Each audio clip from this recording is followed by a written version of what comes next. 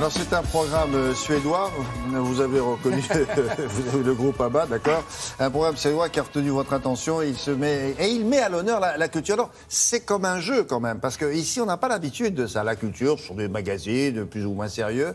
Mais sous la forme de divertissement, c'est extrêmement rare. Alors, c'est effectivement absolument rare d'avoir de la culture, de la vraie, de la culture pointue sous forme de jeu, ça c'est sûr. Mais le thème traité dans cette émission est encore plus rare et plus exceptionnellement utilisé à la télévision, puisqu'on parle là de musique classique. C'est un programme donc de divertissement, de culture et divertissante, consacré à la musique classique. C'est presque du jamais vu.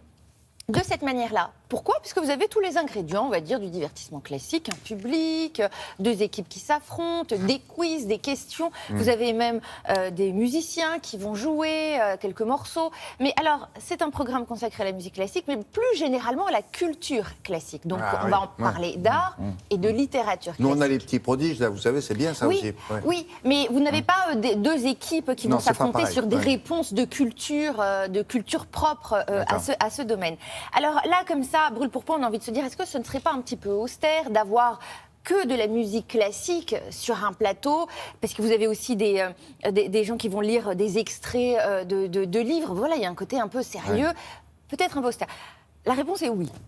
Alors, c'est vrai. Oui, quoi, c'est austère. C'est un petit peu austère. Oui, c'est vraiment embêtant. Bon, non, c'est suédois. Elle ne dure qu'une heure, parce que c'est une émission qui diffuse à 21h, donc un horaire quand même de très très grande écoute. Ça pourrait l'être, mais pas tant que ça. Il faut savoir que c'est la réadaptation d'un programme à succès en Suède dans les années 70, présenté par un grand monsieur de la télévision suédoise qui s'appelait Sten Broman. Ça s'appelle Kulturfrågan Kontrapunkt. Ça veut dire question de culture, contrepoint, diffusé sur la chaîne SVT1. Regardez.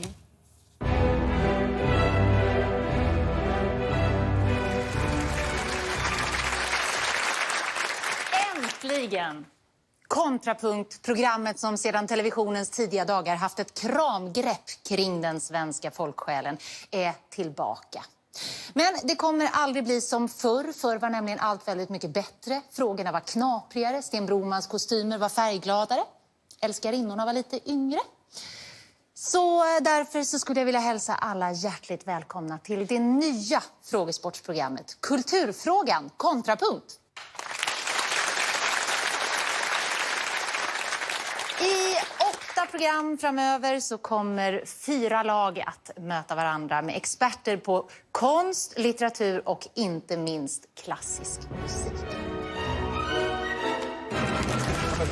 Bon, la dame, pourquoi elle est habillée années 50 Je sais pas, parce que on s'est tous posé la question. Ben oui, mais classique, musique classique, culture classique et années 50. C'est un hommage à l'émission des années précédentes. Où les couleurs étaient effectivement un petit peu plus chatoyantes. Alors qu'est-ce qui se passe après Bon, alors évidemment, là vous avez 2 équipes qui vont s'affronter. Vous allez voir que là, les participants, il faut quand même avoir du bagou pour participer à ce jeu-là. Et forcément, il faut savoir beaucoup de choses, avoir lu énormément et avoir un petit peu traîné dans les couloirs des musées. Vous avez des experts, des profs, des vrais musiciens, et puis sinon des gens comme vous ou comme Frédéric, qui passionné de musique classique.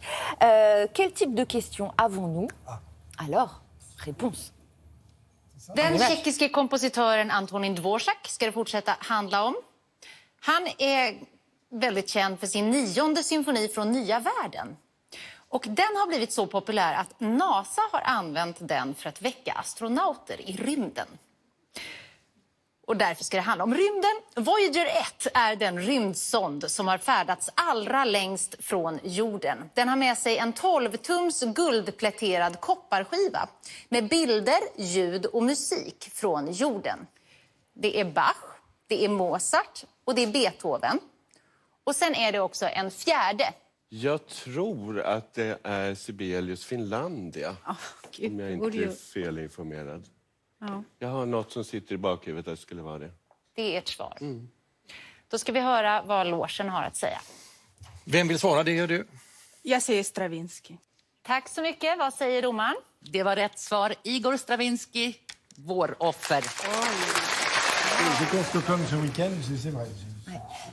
Ah oui, c'est pointu. Donc, c'est pour Non, ça- c'est pas Sibelius, c'est Stravinsky. C'est pointu. Enfin, c'est évident. Alors, c'est pointu. Alors, c'est pointu, mais on apprend énormément de choses. Alors, c'est l'avantage, si vous voulez, puisque comme vous avez vu, l'émission a un ton un petit peu monotone. C'est très propre à la télévision suédoise. Ils sont dans un style un petit peu plus froid que le nôtre. Faut le dire. À mais part on la robe apprend. de la dame. C'est pas la raille. Hein. Non, c'est pas, c'est sûr, Bon. c'est pas la raille. Ben voilà, ça existe. Mais on apprend énormément de choses. C'était une information. Merci beaucoup, Merci à Anissa.